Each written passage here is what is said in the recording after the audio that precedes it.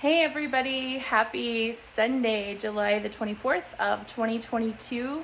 Thank goodness for slightly cooler weather. I think it was supposed to be 99 today. I saw that it hit 100 with a heat index of 102 to 104, but that is still outstanding compared to our typical 108s that we were having. So I will take that. And likewise, you can probably hear I am breathing significantly better. I still have a little bit of a cough every once in a while, and I probably have some vocal cord damage from that. I've noticed that particularly just on conference calls. I do a lot of conference calls and speeches and things for work, and hopefully a lot of that will heal. I have generally just been taking it easy, as you can tell, not only with the heat, but then with the recovery and everything. So it is a little bit frustrating that the things that I really want to get done are just not safe for me to do right now, particularly helping to protect the little house. We were under duress really to get some of the work done on that. And now it's sitting there exposed, which is just not ideal, but hopefully things will break and we'll be able to get some more protection over it as quickly as possible. But in the meantime, just trying to keep my hopes up and stay positive and move forward with something. So one of the biggest things is I kind of just set myself a goal for the day, and if I didn't achieve it, there was no pressure this time, but I wanted to work on my little bath, which would have been historically the pantry. So the first thing that had to happen was take all of the pink tile out, which is in this blue bucket. It's actually so heavy that I can't necessarily move it, so I have to wait until my little sister or somebody shows up and until I get another dumpster. We had a snafu right before my big work convention and getting sick, where the dumpster was supposed to be delivered in the front, but it got delivered in the back. So I was spending all of this energy trying to figure out how to fill it without just wearing ourselves out for no reason, moving everything that we had staged at the front to the back for no reason. So anyways, hopefully this next dumpster, it might be the last of the big dumpsters. Fingers crossed. If not, we're getting really close. The last of the pink tile I have is just in this foyer area, and it kind of goes through a hallway down here, and I believe that's actually it. I think I got everything in the back porch, but if not, it's not a whole bunch. So that would be such a blessing to have pink tile out of my life. I would be so excited. But that pink tile in this case was adhered down with mortar, and it was kind of marginal how they got it attached, but that was actually a good thing for me. And then that went on a piece of plywood, which is actually sitting over here because, again, I don't have a dumpster yet. And I would say overall I was grateful that they didn't use as many screws, and the ones that they did, about half of them I was able to back out on my own. So I was doing significantly less damage to the wood floor underneath. So really grateful for that. Such a blessing. So here is the floor. I am so excited about this. Obviously they don't care about it and didn't respect it because there's white stuff all over it, but that is not, I don't think that is spackling. There's no reason why it would be paint, but it looks like it is either texture or paint, one of the two. So we'll have to figure out what that is. I am optimistic that I can get it up without having to refinish. When somebody says refinish, typically what they're meaning is they want to sand it down. We want to try and avoid that as best we can in this house. And in general, you kind of can. First of all, this patina, this particular color, happened over 120 years. Of oil and just aging, so it's a really rich red dark color, and I don't know if that comes through on the camera all the time, but it's very unique to this house, so I want to try and do the best that I can to save that.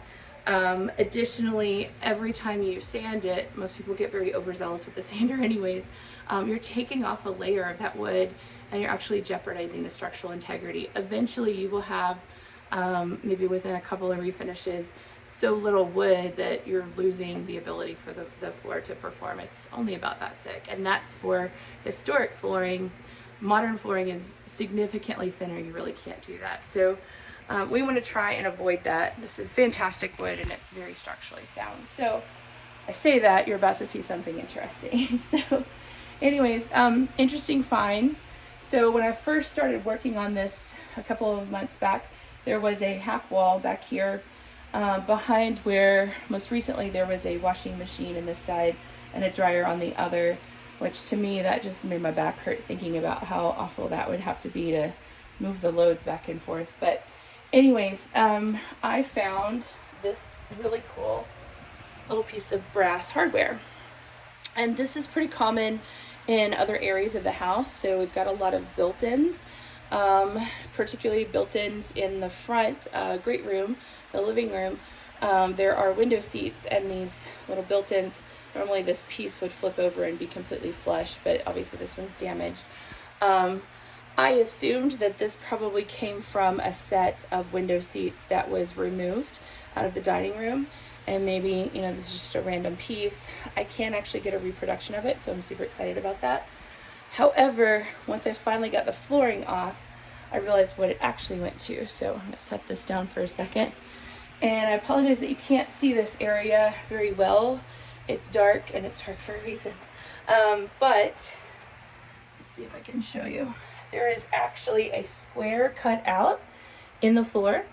And the holes for the washer and dryer are actually in that space, unfortunately. But there are little notches on either side, and one of those, let me see if I can demonstrate this really quickly.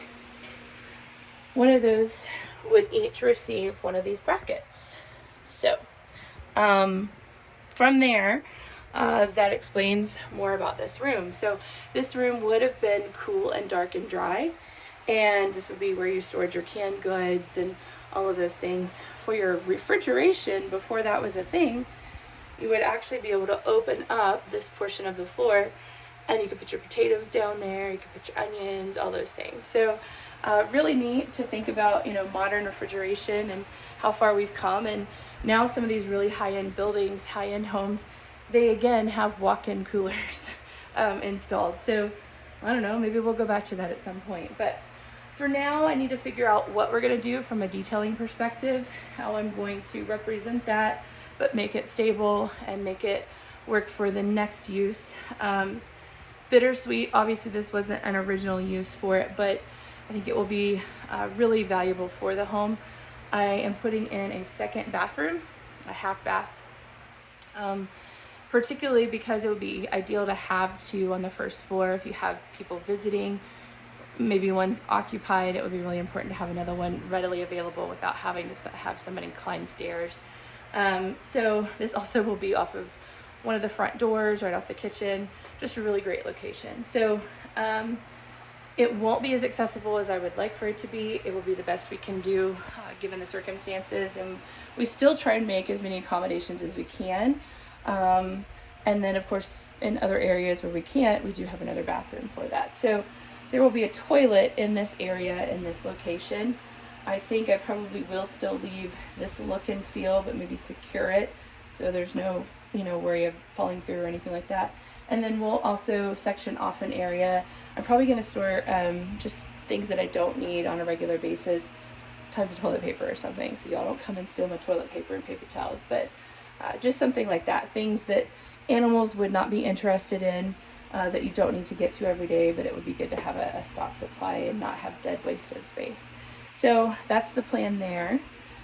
And then over here, I actually have shot this video twice now because the sink means a lot to me.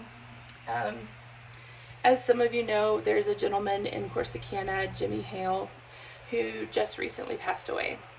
And so the timing is, I think, really sensitive in particular, and another reason why I wanted to do this project. Jimmy is known for really helping to save some of the history in Corsicana. He was working on his own home, which was one of the nicest historic homes in Corsicana that came from almost total destruction. So it really proves the point that these things can be saved. And I was a young budding architect at the time, going through architecture school and then graduating, and I worked in a preservation firm. So really enjoyed talking with him, and he's the ideal client if you're in that industry. And so when I purchased this house, of course I didn't have all the fixtures, and I was always on the lookout, and he was cleaning out a warehouse at one point, and I went to look and see what things that he had for sale. This sink was there, but at the time the gentleman told me it's not for sale, you can't have it. And then the next morning I was eating breakfast and my parents called and said, "I'm here with Jim, would you like the sink?" And he gave me that sink. So it means a lot to me. And I'm sorry, you guys, I think I'm always going to think of him. And a lot of us preservation people, it means a lot when we try and take care of each other, because there is a lot of pressure to just move on or to just halfway do it. And he really got it, and he really, you know, appreciated those things. So all the best to Jim and his family. Okay, so the sink will go here, which I kind of love that it's a focal point. And then the stained glass window that we've talked about before will go back in what would normally be the opening. This was originally an exterior wall. In fact, I've been staring at this framing, trying to just kind of think it through. You know, why did they fill this in? And I think actually what's going on is that these original studs, they were probably actually right here. So I'm going to see if I can pry them out gently and reuse them back in their original location. I'm going to go for that. We'll see if that happens. Then the next question is if I'm going to have the toilet here, the sink there, and then a mirror hanging over the window, obviously.